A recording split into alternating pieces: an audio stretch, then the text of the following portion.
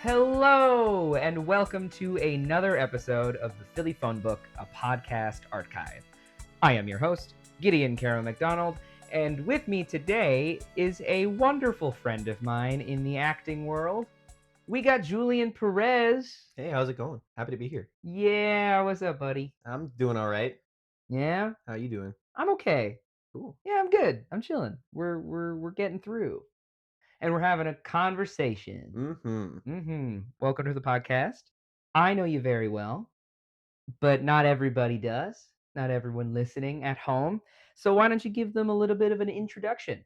Cool. Who you are, your background, what you see yourself as in our community, maybe a little bit about how we know each other. Yeah, cool. Well, I'm happy to give you a little intro on myself. My name is Julian Perez. I am a Philadelphia-based actor, singer, dancer, mostly gamer, capital G. And yeah, Cuba Rican from Miami, Florida originally, moved over to Philly for school. And now we're here doing the thing, making a lot of cool friends, and yeah, just putting in the work. Working in Philly. University of the Arts is where RIP. Wait, actually, what's that? I don't know what that what am I is. talking about? UArts, that's where you got your degree. It's where we met. Is where we met. We met. A long time ago at this point, it feels. It does feel like that. It feels like a long time ago. Yeah. And the rest is history, as in the school. Look at that. It's funny because I feel like every single time I interview somebody recently, it's like, oh yeah, I mean, we're like, talking you about can only UArts. like beat a dead horse with a joke so many times, but Yeah. you know, it still works. It still works. It's still fresh enough. It'll never not, It'll never not be funny. because it's always just like, what happened there? I don't know. But you got out. I did. You got out Barely. right before. With a lot of legal trouble. You know, I still had those 3 credits left that I Oh, was you supposed had- to do over the summer. And then since I had the prerequisite of credits to graduate, they were just like, let's just give you the degree. So Gotcha. Look at that. so So- barely, by the skin of my teeth, got out. Hey, at least you didn't have to do summer courses. If I had to go over to another university to get 3 credits, I think I would have gone insane. That would have been rough. Yeah. Yeah. Check me out with having to get, I think I had maybe 16 to finish. So we made it work. Yeah. I mean, And but so obviously I had you're to. at Temple now. I mean, Yeah. you're doing the thing. You have a very different experience over there, which, like, honestly, I'm a little jealous of, because you got to hear from a lot of other different professors. Yes. Like, you're training under Ian Rose with fight choreography, which is vastly different from Alex at University of the Arts. Shout out Alex Cordero. We love you. If you're listening, which I hope you are, maybe. I hope you're killing it. There's a chance. Yeah, we miss you. Yeah, Alex is wonderful. But yeah, studying at Temple has been definitely different. And I agree. The thing that is the silver lining with having gone to Temple is the new professors and the connections that I've been making through them. Like, shout out Amina Robinson, shout out Ian Rose. Those two are phenomenal in their field. Like, I'm always looking for different perspectives on, like, people's techniques and like how they go about teaching the craft. And I don't know, that's just something that I've always like wanted. And of course, there's still many opportunities, but in a learning environment, it's just a lot easier to come across. Of course, especially in Philly. And because again, like you said, more connections. And I think this is a strength that both UArts and Temple have, is that the professors are working in the in the field that they are teaching, right? Still, which is something that I love a lot about Philadelphia. Is it is such a close-knit community of artists that are all supporting each other. And so, like, the city has become almost like a central hub of artists just lifting each other up, giving each other work and letting it not die. So even though University of the Arts no longer exists, the arts still persevere. Hell yeah, they do. And to that point, let's dive into, your connection to the city. So you're from Miami. From Miami, Florida. Very different from Philadelphia, Pennsylvania. Yes. Incredibly, in so many different ways. Yeah, honestly, it was a stark whiplash to come over to the Northeast from South Florida. It was just such a different world. I was raised with so many different Cuban, Puerto Rican, or any other Latin community around here, and just coming up here and having a little bit of a lack of that almost. Yeah. It was very daunting. Um, Yeah. I guess the surplus in Florida is yeah, yeah, definitely. yeah, yeah. And I never really like saw that as like a almost a minority because it's just I was just so used to it, Oh, wow. Yeah, right? And like true. I was never like used to that. So like coming here and like seeing like there's not enough spice. There's not enough spice over here. There's much more, it's much more of a mixing pot, Yes, and yes. I mean, so as it is in the Northeast, like, you know, we yeah. have cities like New York City and Yep. Boston, and this is like the home of like all the immigrants of America, you know, like all coming together and like, coexisting. And no, it's great. And I Yeah. love actually having seasons to go through in Oh, I in bet. Philadelphia because it's just rainy and sunny in Florida. I talked about that a little bit with Lee as well, because Hmm. Lee's from Florida, and they're just like, "Yeah, I would get bloody noses constantly coming once they started coming up here, just because it's so different. Yeah. Like your body has to get used to something else." To that point, you had never really left Miami, right? Mm-mm. So you Lived did there for 18 years. all of high school, all of school, Yep. lived with your family. What made you decide to come to UArts? Like, how did you settle on that decision? So I had a couple of friends that I did community theater with, that went over to University of the Arts, and I've always like kind of considered moving to the Northeast. Like, of course, every actor's goal is like, oh, I'm gonna go to New York City, and Right. that's the place that I'm gonna be after I leave my hometown. But you know, after doing some browsing and like weighing my options, I decided to pick Philadelphia because it was just so much less stressful than every other city. Yeah. It feels like it's a little bit more affordable than New Mhm. York City to compare it to. Um, and yeah, like I said before, I just think it's such a unique hub of like a little pocket of art in the Northeast, which is Yeah. very nice. And not as like capitalized as New York City is, where it's just like streamlined through all Broadway's different productions. And like I don't know. I feel like in a sense, sometimes when you go to New York City and you just do the shows that are raking in the money, it's almost like selling yourself out. Not to like say that that what people are doing is like is wrong. This is just my perspective. Yeah. But I prefer to do works that are a little bit more intricate, a little bit more like creatively oriented by collaborators that are trying to lift each other up. Yeah. I would agree in the sense that Philly's theater community is much more It's inspiring. inspiring. It's very different. I mean, look at Fringe alone. Hmm. Like, I would argue that so many of the really creative works that come out of this city aren't ever for money, and, like, Right. aren't sticking into the, like, commercially Hmm. viable or, like, Which marketable is why work. I love the theaters like the Wilma Yeah. and PTC Mhm. and the Arden, who do like adaptations of like those musicals that you know and love so well, but kind of twist them on their head. Yeah, And like you said, Fringe is like such a good outlet for people to start putting in their work for and sure. for it to be showcased and for them to like get a grab off of like a different theater that might be interested in putting on that production and just like I don't know. I just really love it here. It's wonderful for non-union work. Hmm. Like, and that's the thing that I've Right. definitely settled on as I've been doing And like research and in this day and age, it feels like it's getting harder and harder to like become equity, yeah, right? right. Because you have to like acquire this many points, and you have to join like the Lort theaters Well, they in the technically made it area, easier since COVID, right? because they, like, took away a lot of Hmm. that, like, requirements, but it is still, like, not always affordable, Hmm. and once you join equity, you can't do non-union work, and it's just such an interesting. Which is a shame. Yeah, it's It's a such an shame interesting mixture of, like, benefits and, like, pros because and cons. yeah, There's because like yeah, if I become an equity actor, then I'm shutting myself off from doing work that would be interesting to me. yeah, Like I said, like the original plays and musicals. and I think with UArts, we got the very cool benefit of working with new work so Hmm. consistently with, like, the Polyphone Fest and Equinox Equinox. and yeah. Like, we were able to see new playwrights and new, musicals from the ground up, Hmm.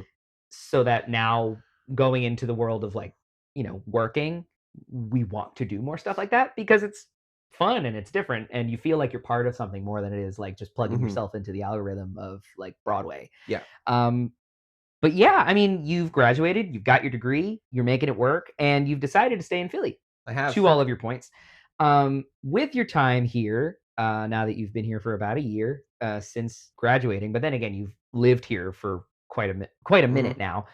About 5 years now? About 5. Does Yeah. not feel like it's Look at been that that. long, but wow, yeah. Yeah. It's kinda daunting hearing it, like, come out to the world. Wow, With those numbers. yeah. Yeah, look at that. With those 5 years, what do you think the city has taught you? Because, I think it's a very unique environment. I think that everybody gets something different from it. I think every part of the city is different, but the community always sticks out and the culture seeps into you. Mhm. And so I'm just curious, like, what lessons has it provided? Oh, wow, that's an interesting question. What lessons? I mean, I feel like I've kind of brought up a lot of my points as to, like, how it's taught me about, like, community and, Mhm. like, honestly, having representation in theater is like something that is really really important to me that I think that this city has definitely uplifted. Um, so I think that that is very important. Wow, what else has it taught me? I think I have a lot to learn. Yeah. Obviously, like I'm still very early on in my career, and I still have a lot of things that I would like to do and would like to accomplish. Um, I think that sometimes when you become a fresh adult right out of university, the world seems very daunting and you're not sure like what you are going to do with yourself after graduation because you have to make money. You have to sustain yourself and you have to feed yourself. And in this economy, it's hard. It's In hard. this economy. It's a balancing act. It really is. Yeah. And especially when you want to do the thing that you love to do so much and you try to fit it into your everyday schedule, it's hard. It is hard and it is a balancing act. And quite frankly, for a lot of places, it's not going to make you a lot of money, which is a shame. It is a shame that art has just been cut so heavily in terms of funding and in terms of what's the word I'm looking for? Exposure. There you go. So true, man. Well, happy you're here, of course. And I think we've talked a little bit about it now, but I want to deep dive into what you do. You've been working in Philly Hmm. pretty consistently now, outside of school, and had a lot of opportunities to work at UArts as well. Um, Studied with a lot of professionals. Why don't you share your process, how you approach characters, Hmm. what you love about acting, musical theater, especially since that's your My specialty, forte. and anything around that sort of world of performance. Let's get into that. Yeah. I think that a big part of like my process is collaboration, obviously. I love talking to everybody in the cast in terms of like what the relationships are with the characters and what the backstory is and even just like the little minute details Mm. of like the person's life. Like when I did Anatole in our UArts production of Great Comet, he doesn't really have a lot to go off of in the War and Peace novel, which I wanted to like take a deep dive and like try to delve into his psyche. Mm. So I had to kind of fill in a lot of the blanks. I had to fill in a lot of pieces in terms of like what makes this character tick because I don't know if any of you guys have seen Great Comet, but Anatole is not a good person. No. He's a very, can I curse? Sure, we could believe it. This is a very shitty human. So to kind of like, because but also at the same time, you have to collaborate with the director and kind of go with their vision too. Yeah. And so she kind of told me that like he doesn't see himself as a villain or he's not necessarily a bad person at his core. It's the experiences that made him the way he is. And so that kind of clicked in me into every one of my processes how what has this person gone through, like do they have any trauma, do they have any like relationship problems in terms of like familial or like parental or anything under the sun. And so I kind of always craft a backstory. I mean obviously you must do that as an actor with every one of your characters, but trying to like empathize Mm. with like the characters experiences so that you can correctly portray them on the stage is something that I've like really grown to do. And of course, like in school, we're taught all of these techniques. We're taught Meisner and Uta Hagen and all these other famous actors.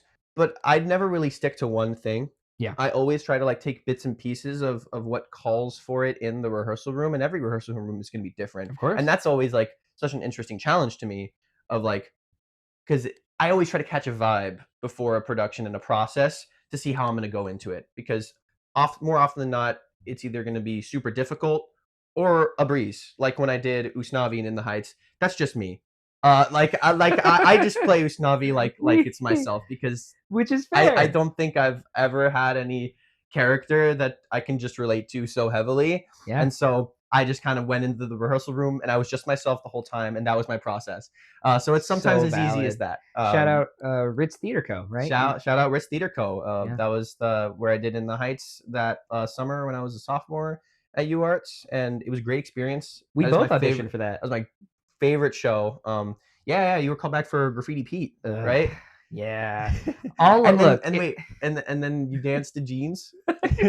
okay, alright. So, this is it's funny because this is one of the first memories I have of you Uh-huh. because and side tangent, not really tangent, but side thing, we both had the really wonderful opportunity to first work together Mhm.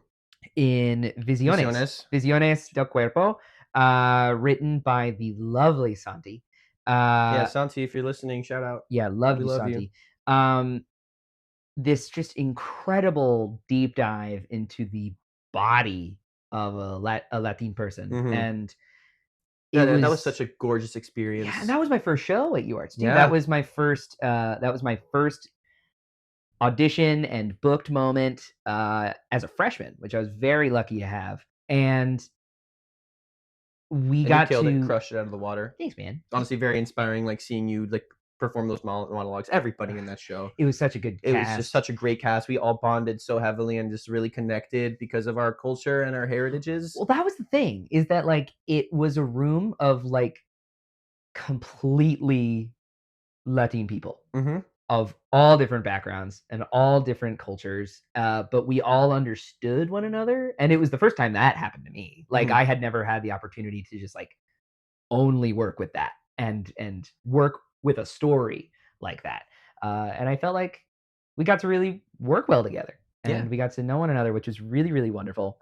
So yeah, shout out that show because it was incredible. And that those are the types of works that, like, I really love to just sink my teeth Yeah, into, absolutely. um, because it was such as a beautiful, beautiful exposition of just what makes us tick Yeah, as Latin people, and like the struggles that maybe our parents have gone through, and like how our bodies feel, like just going about the world.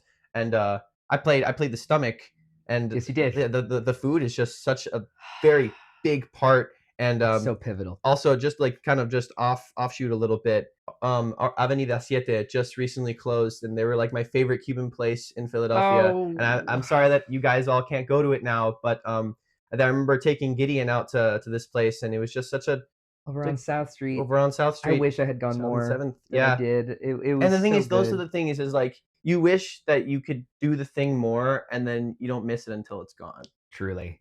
You know, Yeah, I think that about and I feel like that's also kind so of much. relevant to theater too, Yes. right? Where It's like temporary art. you miss out on so many opportunities, or like you missed out on this show, or going to see your friend in this show, and like you miss it, and you just want to. That's it's made me want to just kind of live in the moment more and just Yeah. be more present Mhm. in the work that I do and my connections, my relationships, because it all will pass. And I feel like looking towards the future and being anxious about it is not beneficial. No. You know, like you can always have like a plan going forward, but if you're not being present and in the moment with yourself Yeah. and being true to yourself, it's gonna make you miss out on so many opportunities that you could have.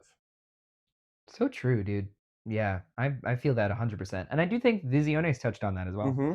And, like, I played the lungs, and so that was so Mm-hmm. much about breath and, like, anxiety Mm-hmm. and, you know, being in tune with one's feelings and process of emotion and Which I'm yeah, gonna be completely honest with you, one of the reasons why I really love to do theater as a whole is it's very therapeutic. And I feel like incredibly, yeah. it really makes you understand yourself more when you portray yourself as a different person, or like if they have like anxiety or depression, and just like being able to kind of like put yourself into those shoes, it really allows you to think about yourself and your life Right. more because you're telling a different story, and it's not like it's what could be because you're a different person, but it kind of almost is Well, yeah, in a way you're because using that toolbox that, we were talking about mhm, before, was just like all of these different techniques that we learn, and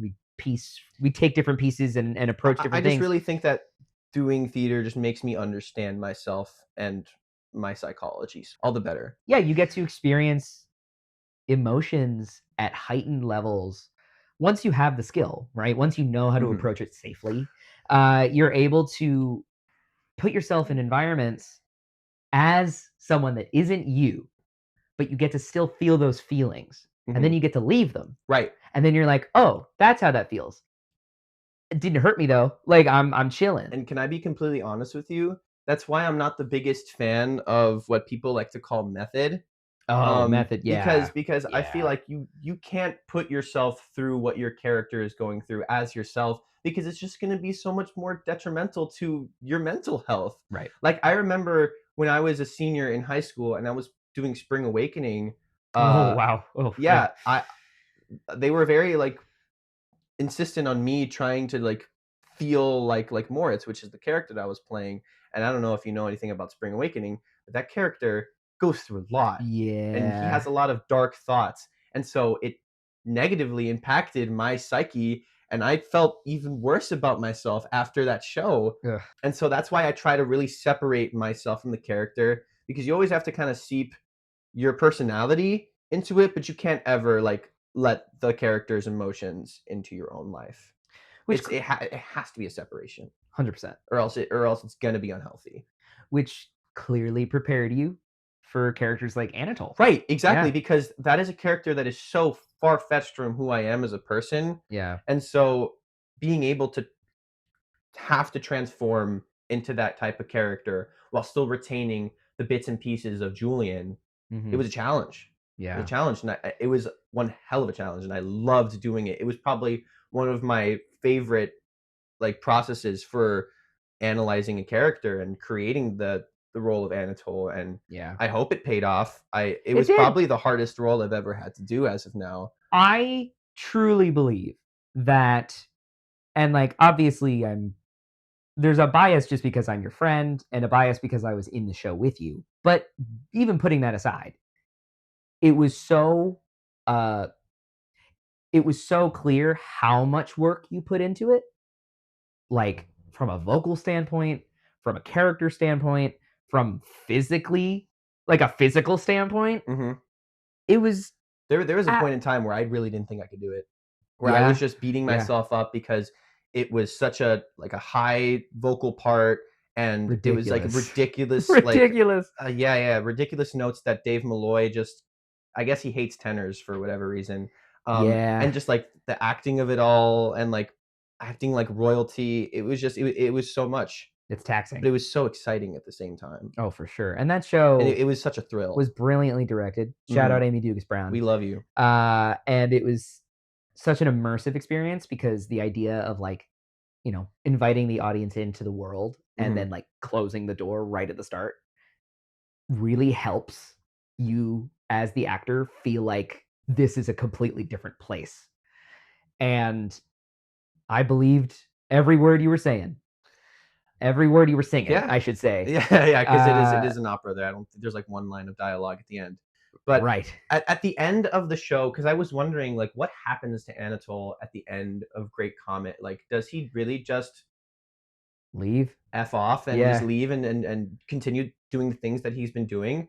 And I don't I don't think he did. I Hmm. think that at the end when Amy told me that she wants Anatole to come out and see the comet, I think that that changed him.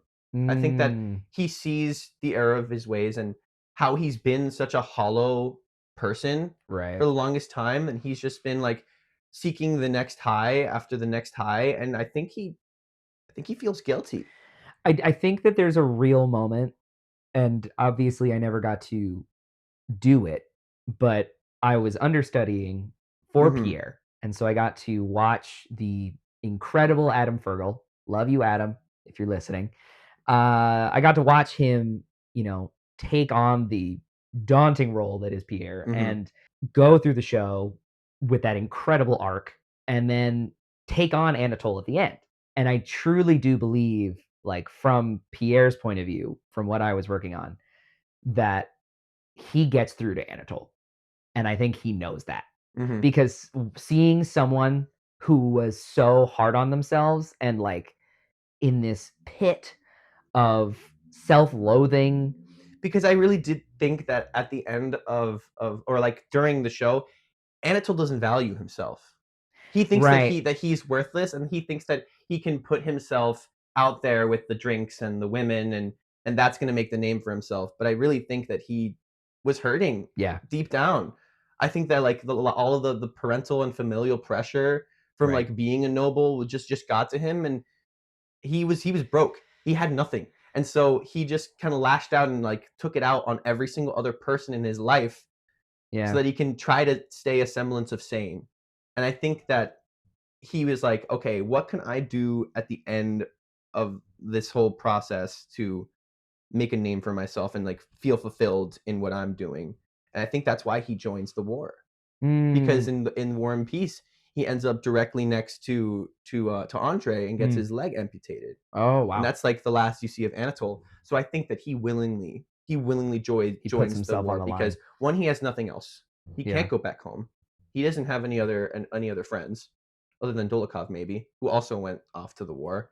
So I think that he wants to feel or redeem himself in that way by joining the army and fighting for his country. Hmm. And so he thinks that maybe doing that would redeem himself for the things that he's done. Damn.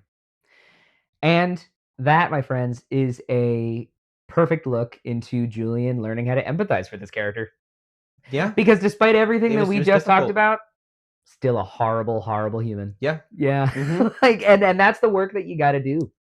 Like, it's so interesting. I when I got to do Norma Jean, I don't know if you saw. I tech Norma Jean. Oh, you did. Yeah. You were there. Sorry, I forget I these had a kinds front of row seat to things. the process. Yes, you did. I remember that. Okay, with Norma Jean, I got to play just a Horrid horrible, person. horrible, real human Yes, being. horrible real human And so being. that had just added another layer. So I totally understand the, learning to understand Mhm. these brains because they are all just human. And even if it's It's like the so like the little strange. details too, that even if you think the audiences might not notice, some people do. Some people do. Some people Exactly. do. There are people that truly read into things more Mhm. than you would assume.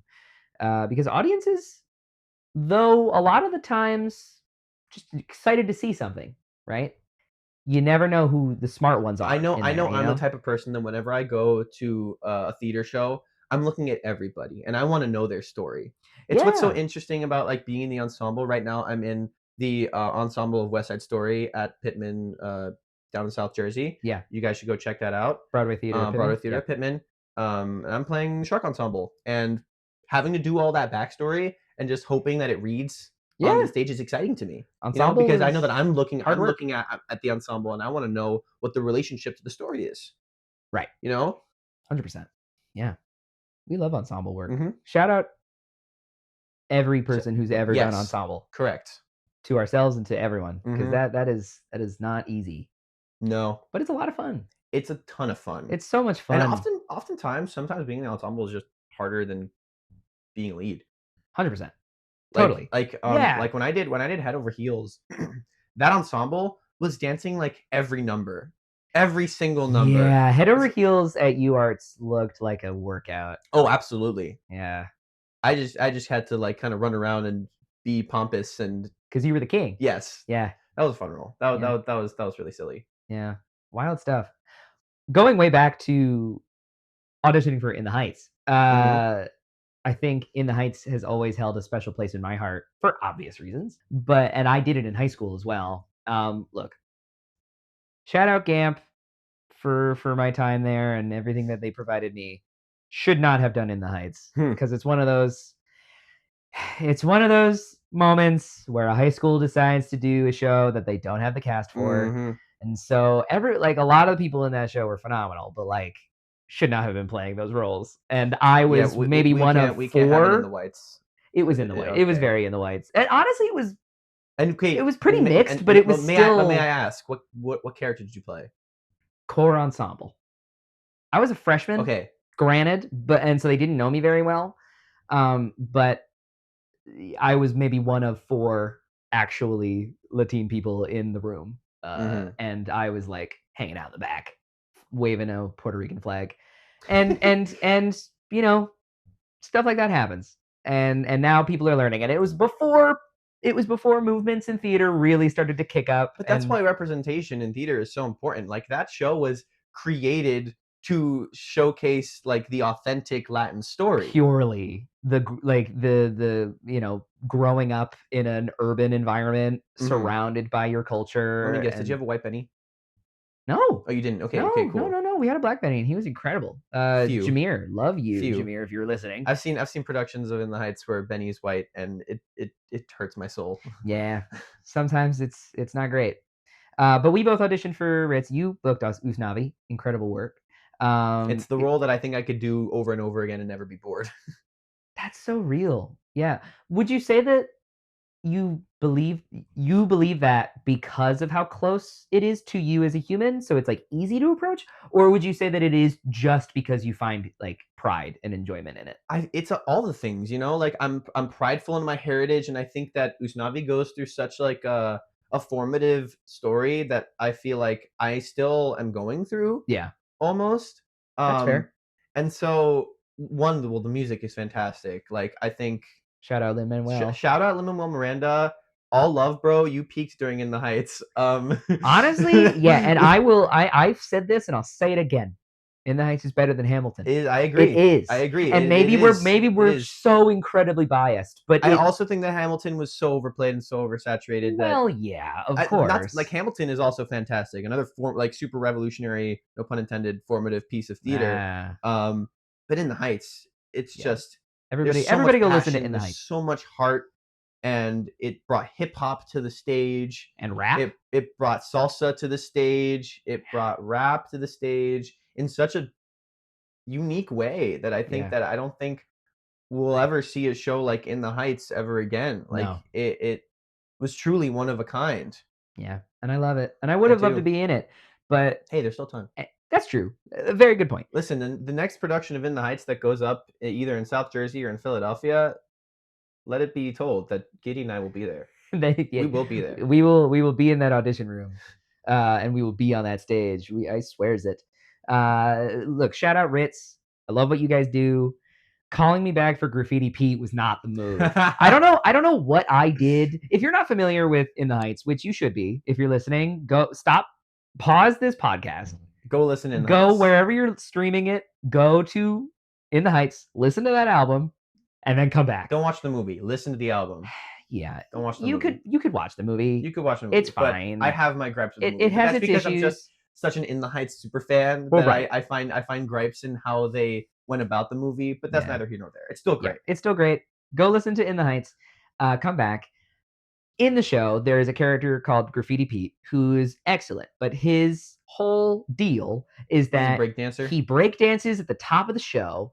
He, he tags the garage doors of different storefronts, and he is like a heavy dancer throughout the whole show and a friend to Sonny. Mhm. Very much love the character. I've never break danced a day in my life. And I would even say I'm not that strong of a dancer. Yet. Yeah, I mean, look, I'm almost done my BFA and I still believe that. So we'll see. Well, hey, like honestly, it takes work. Let me tell you something. When I first got to U Arts, I thought I had 2 left feet. I thought that I couldn't dance to save my life, and I thought that I was gonna honestly fail in that aspect. And one of the reasons why I came to U Arts was that they were like, we're gonna prioritize what you want to do and what track you want to like pursue. Exactly. And so I was like, oh sure, I'm gonna go in and I'm gonna try to be the lead tenor, and that's all I'm gonna do with my life. But no, like honestly, going to U Arts, it made me want to branch out and do all of the things that musical theater has to offer because For sure. that's the thing that I love to do. And so Amanda D'Souza, fantastic professor. Oh, shout out She was the one Amanda. who really like kind of pulled me to be more of a dancer and to like find more comfortability in my body.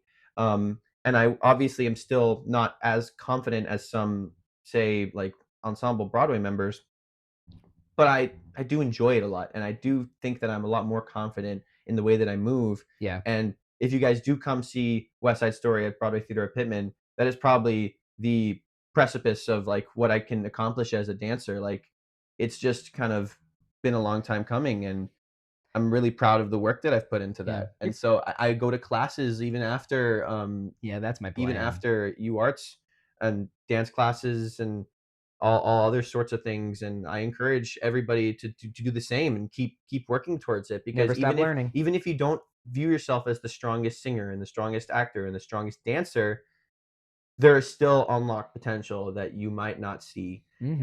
And I definitely found that with dance and ballet particularly, I think is like the core of what made me fall in love with dance. So It was true. having to wake up. Like honestly, I know people were very super like, "Oh, I don't want to wake up at 8 a.m. to go to ballet." I loved it.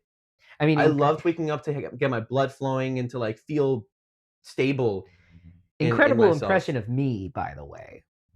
Well, Because that was me, I think, until I stopped doing ballet at school. Look, I get it. I full agree. You never stop learning, never stop working.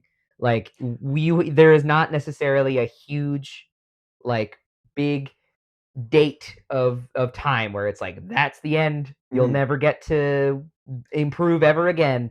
Like you can constantly be working on your skills, and I plan And to. also, I don't But know getting if up at 8:30 was not fun. yeah, I mean, I'm I I didn't like it at first, and then I did. You learn to like But it. yeah, I did learn to like it. I like it better Um, for sword fighting. oh, obviously, of course. I mean, Yeah. stage combat has been one of my biggest passions ever since coming to UArts.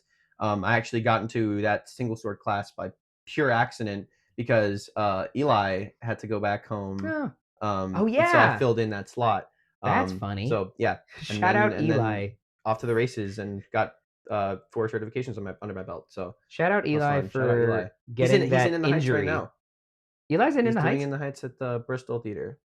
No, well, fun story. Actually, I told Lindsey Cram that Eli and I were cousins my freshman year, so that he can come see my show because it was sold out. Sorry, Lindsey Cram, if you're listening. Love you, Lindsay. But you know, Look at all these shout we can outs. laugh about it now afterwards. But you know, going back to what I was saying before in terms of like feeling comfortable in yourself and your capabilities, like I honestly didn't feel comfortable as a dancer because I had a lot of physical incapabilities. Like I had extra ligaments in my legs that don't allow me to like bend over as easily. But it Oh. makes me extra springy, I was about to say, right? I was like, I only know your extra ligaments coming in handy when you need to like jump over stuff. So it comes in handy for other facets of the dance, but it does kind of like It hinders. prohibit a little bit of my capabilities. But you know, you always got to pull at your strengths Mm-hmm. and try to negate the weaknesses that you have and just try to use what you got. Hell yeah, man. Hmm. Preach. Jen Borish, wonderful ballet Another teacher. fantastic professor. She was always a fan of my arms in ballet because like Hmm. my ankles are not great. Like I'm sort of flat-footed, and so I have an issue with keeping balance and like my center of gravity. But my arms are really long, and that came in handy because a lot of it is extension and the look of it all, Hmm. and somehow that worked in my favor. And she was very supportive of me during that time, which is very, very sweet. So maybe I'll do ballet again. Who knows? But for now, I'm swinging swords around because that is what I want to spend my physical time doing. Oh, I mean, absolutely. I'm on the Yeah. same boat as you. I mean, we just got off of doing the staff class at With UArts. Alex, yeah. Yeah, Good and time. I would love to do more stage combat work. Obviously, like life gets in the way and you get busy and stuff, but that is something that like, I definitely want to get Yeah. back into. Um, Take Ian's classes. yeah, They're a good time. I mhm. mean, I haven't taken his private classes, but the That's classes what I'm I've been taking at trying to Temple look are into. great. Is trying to get into a private class with him or anybody else that even studies under him. Uh, Mm-hmm. or maybe I'll take on like a mentor mentee relationship with somebody that I know Be like, hey, Mm. train me in your ways. We'll take private classes. We'll go to Mount Kilimanjaro and just do some training over there. Just Um, karate at the yeah, sky. exactly. Yeah. So That's the true. dream.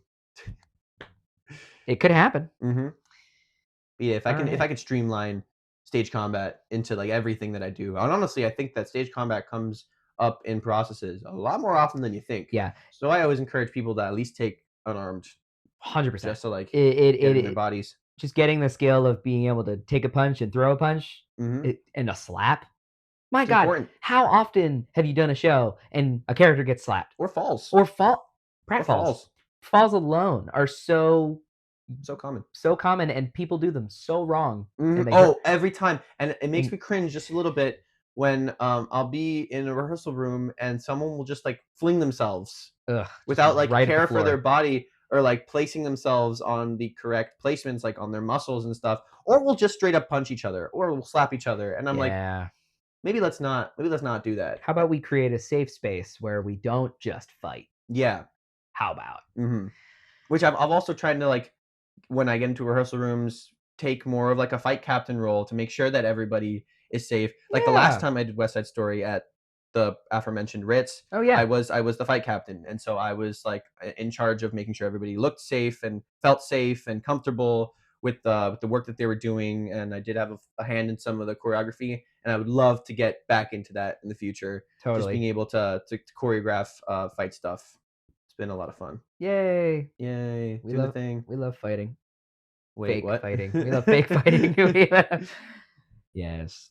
Before we move on, I just want to quickly mention a lot of our relationship is also Being nerds. being nerds. Being nerds. Being nerds. We love ourselves a good tabletop game. Mhm. We love ourselves a D&D campaign.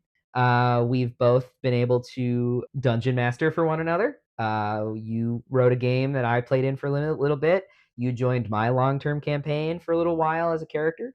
It's such a wonderful form of collaborative storytelling, which theater is as well. And so obviously I just want to like, pick your brain a little bit about the connection with that and like how natural it feels to, go from one to the other and what you've learned from both. Yeah, tabletop RPGs, I mean, specifically D&D is the one that I got into, but I honestly have played a lot of other ones, but they all kind of boil down to the same collaborative storytelling, acting as your character, be playing in the world and making Mhm. choices and Trusting the people at the trusting the table. people Yeah. around you. And yeah, it's been really been one of my favorite games that I've ever played. Yeah. Like and any one of them. This is a blanket term. Because of that, I get to make a character all on my own. You know, I don't have True. like a an outline like I Yeah. do with any theater production. This is my character that I incorporate and help like weave into the world with the dungeon master. Or if I'm the dungeon master, I'm creating the world and I'm making all my little NPCs and trying to tell a story with the people around me. And it's been such a benefactor to like improv as well, to Yeah. be able to think on the spot and to come up with decisions and just riff off of each other. Um, it leads to a lot of gags. It leads to Yeah. a lot of jokes and a lot of dramatic moments. Like I found myself in D&D games like on the verge of tears because of how deeply I'm connected and care about the story and the characters so much. And it's just so wholesome Yeah. how like everybody can come together and just nerd out and care about this. Like I really do think that at least at one point every actor should play D&D, Agreed. even if it's for like a one shot or whatever, just to like see how it is and just to hone your improv skills too. I think that's one of the biggest factors to it is that you really just get to think on the spot and come up with different things. Talk about your campaign a little bit. I only came in for like a couple sessions, but it was so I felt so rewarded coming into like that campaign when you guys had established so much and you guys made me feel so welcome and I got to add my little part in your grand story. And it was really gratifying to just kind of Yeah. sit in the room, roll some dice, uh have a pretty cool character with like with his little mini arc. Yep. um Hopefully he comes back one day. We shall see. He's blue now, no spoilers, but yeah, He's blue he was a now. fire guy, turned blue, found a dragon. It's all cool stuff. Yeah, man. Um, But yeah, no, Yeah. I really just I loved being in that room with you guys, and Yeah. I felt very grateful to Yay. play with you guys, and It's I hope to it have more stories down the line. fully agree. And to your point of every actor should get to play a tabletop game, I second that. And if you want to play, hit Hit us either of up, us up hit us because up. we'll make it happen. My schedule's really busy, but you know, I Yeah, always am same. free during the day, and I love to play any sort of tabletop game. So true. I'm actually doing another game on Tuesday during the day with my coworkers at Oh, the fun. moment, which has been really fun. That's At like at Queen and Rook, at Queen and yeah, Rook. which is where I work. It's a board game cafe. You guys should also go there sometimes. South Street. South Street. Yeah, actually, funnily enough, I'm on like a first name basis with South Street Sam because he just comes into Queen and Rook all the time. Hey, isn't And everybody on first name basis with South Street Sam? His first name is Sam. well, no, I know, but like he knows me by name. Ah, okay, yes, of course, That's the thing of that course. makes it different. But yeah, I gotta get South Street Sam on the pod. you should get South Street Sam on the pod. Actually, that'd be fantastic. He does such a cool If you want me thing. to talk to him when he's next in Queen and Rook, be like, hey, if Absolutely. you ever want to like come on the podcast, I'll give you his contact. Please do. Yeah, cool. Awesome, dude. Yeah. So, Julian, Gideon. this is a question I like to ask everybody on the podcast Mhm. because I think it gives me everything I need to know. Cool. What's your favorite film? My favorite film, and I was prepared for this answer. I'm a huge horror junkie. Okay. I think that it's very underrepresented in the Academy and just like the Hollywood industry in general. I think that there's so much beautiful art that goes into making a scary movie and making the emotion of fear come off on screen. So for that reason, and for that reason alone, my favorite film ever in the world is the 2018 film called Hereditary. Dang. That movie Okay. did not make me sleep for 2 weeks, and I absolutely adore it for that. It is a psychological horror. It's beautifully acted, it's beautifully shot, and the soundtrack is just so eerie in such a perfect, like, villainous, victorious way. Mm. Like, I don't know, everything about that movie I just completely adore, from the way it was crafted, the way it's directed.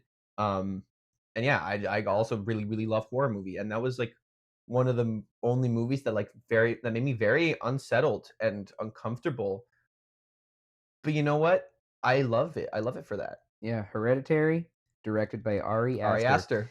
Yeah, that's And it's one dude. of those movies that like you're like, what the heck is going on throughout this entire movie? Right, And it all it's clicks. psychological. It all clicks at the end. And then when you watch the movie again, there's so many like little details in the background or on the walls that you're just like, oh, it all Wow. makes sense now. So it's a movie that every time I watch, I find something new. Damn. And it's like it's I don't know, I love rewatching it. Now here's the thing, Julian. Yeah. I appreciate horror as well. Mhm. However, it's You're a definitely coward. not my go-to genre. I don't know, what'd you say? I said you're a coward. I am not a coward. I am not a coward. Face your fears, Gideon. It's not about facing fears. It's just like, why would I want to watch a movie that gives me anxiety? Right? But here's the thing that's like kind of raw and gorgeous about theater is it makes you feel every single emotion under the sun. It can make you feel joy. It can make you feel Well, yes. even the like the hard stuff, the uncomfortable stuff.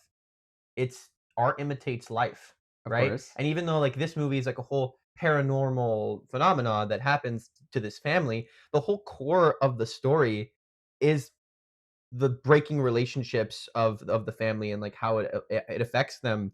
And like I think that Toni Collette, the lead actress of that movie, the one that you were just staring at right Yeah. there, should have gotten nominated for an Oscar Mm. because her performance was so raw and so invigorating and like really made you feel like the grief she was going through was palpable. And the Academy just doesn't like horror for whatever reason because I guess it doesn't make them money, or it doesn't call to every audience. And Yeah.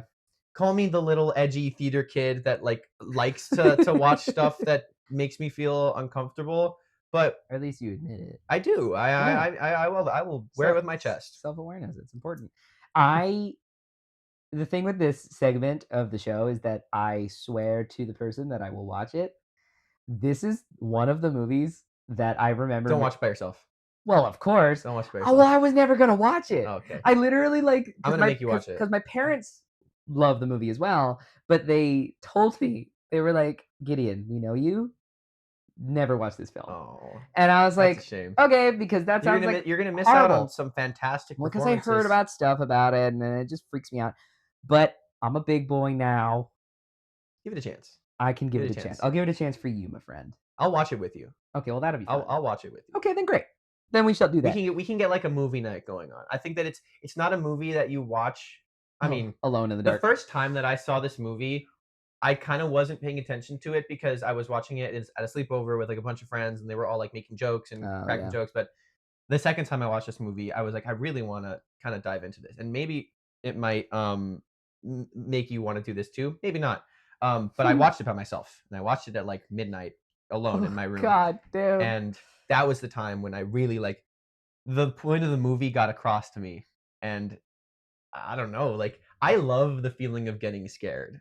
I love that because it makes you kind of overcome those fears in the future, you know, like it allows you to like fight with those demons at like such a minuscule scale that you're kind of prepared for it.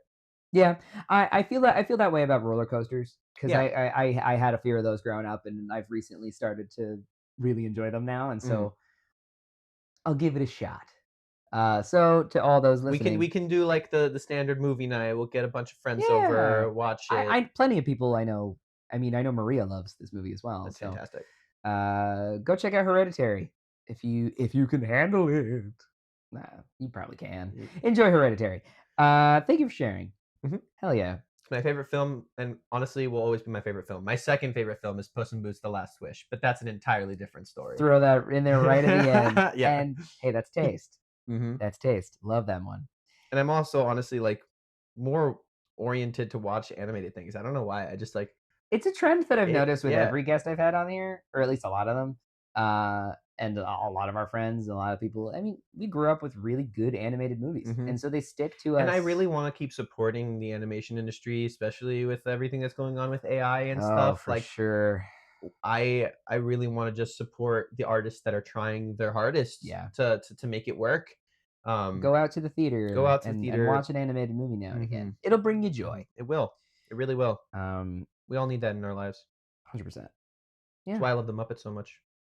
Like you. Yeah, see, that's my favorite movie, and we can't get on a whole Muppets tangent because we're gonna go over time. We're gonna make a whole separate podcast just about the Muppets. Look, I would, and I don't know if people would listen to You should shout out the Muppet of the Week every time you do the podcast. Oh, this week is Dr. Teeth, right? Dr. Teeth. Well, yeah, it's the last day of it Last being day of Dr. Teeth. So tomorrow, new Muppet of the Week comes out. Yeah, it times this episode, so I don't know what the Muppet of the Week is by the time that this episode is out, but whatever it is. Should I check Instagram? Should I see if No. Well, I don't know. It'll be in the future. Because this episode's not going to come out today. Right. You know what I mean? So I don't know. True. Follow the Muppets. We're in the future, guys. Whoa. Or in the past. Huh? Or in the past. We're in the past. They're in the future. Oh, they're in the future. No. Right. Cool. Got it. It clicked in my We're on the same page now. Go follow the Muppets. They're doing Muppets of the Week because they're turning 70 years old. Let's move on. Let's get into a little bit of a daunting question for some, but I think that we've already had conversations about this, so I'd love to just give you the floor a little bit. What do you think the future holds for Julian Perez right now? Like, what are your plans? Your goals? What do you want to accomplish in the next few years? My aspirations. What you got going on? Like, what's coming up that you want to talk about? And we can even tag this right on at the end. But like, how do you want to be remembered? But let's start with future first. I think what's coming up. Ever since kind of finding the weight of being an adult, kind of coming on to me, I kind of just want to play. Yeah. I wanna like fair. One, embrace the inner child and just have fun with the life that I'm living. And I think that theater is just a fantastic outlet for that. For sure. We get to play pretend for money. If I had it, it's great. Yeah. Well, a little bit of money, but hopefully it'll get up there as the career goes on. But I think the end goal, the aspirations, is to get myself in a place where I can just do theater full time. I really just, even if it's like directing or choreographing at a theater and making a sustainable income, I'd be content with that. Totally. As long as theater is in some way, shape, or form part of my life, I think I can be happy. Awesome. Originally, I was like, oh, Broadway is the end goal. Like, this is what I want to do with my life. But no, I think I just want to craft good relationships with people in my industry and support each other and to just not let art die. I think that like I am a very big knight of making sure that human creativity like surpasses everything that's going on in our current age. Yeah. Um, because unfortunately, in the world that we're living in, there's a lot more pressing issues, which is why I think that we need art even more. Yeah, for sure. It Hmm. it, it allows for space where you can tell stories that are needed Hmm. about people that are being discriminated against and pushed Absolutely, aside, and it absolutely. allows for rooms that are very welcoming and willing to tell brave and different stories to then share these perspectives with an audience. Hmm. Because I've known And people that have seen theater and have been so formatively changed by what they learned in at the that end of the moment. day, I really just want to entertain in Totally. any way, shape, or form. If I can go and perform in a show and have an audience member leave just a little bit different than they started off with, I'm happy. I'm happy with the work that I Awesome. did, whether it be making them question things or leave a smile on their face or make them cry. Yeah. I think that emotion is such a gorgeous part of what makes us human, and I think that people should embrace it more. Yeah. And I'm a very kind of like in touch with my emotions person, so I think the theater is a very good outlet to kind of siphon that from people in a good way, or like get it out of them, break them out of their shelves, let them play Let them play. alongside with you. Yeah. It's collaborative in every sense of the word. It's Hmm. not just the people Not you're even just sharing the the people stage you're, with. yeah, Yeah, it's the yeah, people that are it's watching. everyone. Yeah, it's everyone in the room. Hmm. Totally. Would you say that that sort of tags on to the, memory you'd like to leave behind? The sort of I think that is the legacy that I want to leave behind. yeah, I want to be able to just change people for the better, and try to to touch people emotionally in my performance. And I honestly, for as many goals and aspirations that are ambitious and like to be a giant successful like actor either on Broadway or on a national tour or whatever, like if I was granted that opportunity, I would be blessed, and I, yeah, of course, would be happy to take it, but at the end of the day, that's not what's going to make me fulfilled, I think. If I keep going with my life and just keep striving for that end goal, I'm not gonna have fun, and I'm not gonna enjoy what I'm doing. So, I think that is the legacy that I wanna leave behind. hell yeah, man. I admire the hell out of that Mhm, because I think so much of what we do is to have fun. So mhm. you're preaching to the choir, dude. I'm there with you. With that, I think that just about wraps up our conversation. So thanks so much, Julian, Yeah, for thanks for hearing what I have to say. yeah, for sharing all that stuff. It was very poignant. And I hope people learned from it, learned about you. Before you go, obviously let's get some things out of the way. With this podcast, I like to obviously get it to as many ears as possible. Mm. With the Philly community being so big and yet so small, I want to reach people and I want to share as many stories and platform as many people as possible. Word of mouth, social media exposure, that's Hey, all what's gonna get you there. exactly. And with that, do you have someone that you want me to interview?